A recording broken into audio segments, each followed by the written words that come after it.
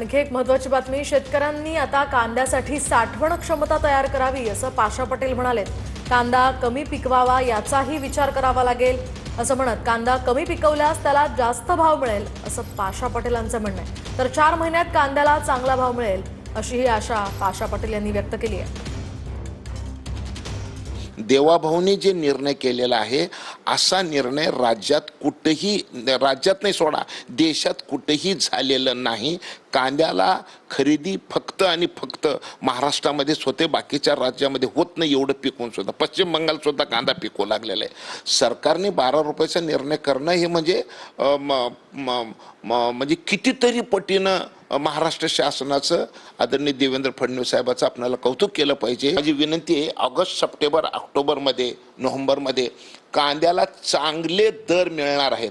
मी आपल्या माध्यमातून ज्यांचा कांदा साठवण्याची क्षमता आहे, जे कांदा टिकू शकतो, त्या सगळ्या शेतकऱ्यांना मी आव्हान करतो की तुम्हाला तुमच्या मनासारखा भाव या 4 महिन्यामध्ये मिळणार आहे। थोडं विकायला थांबा जरा।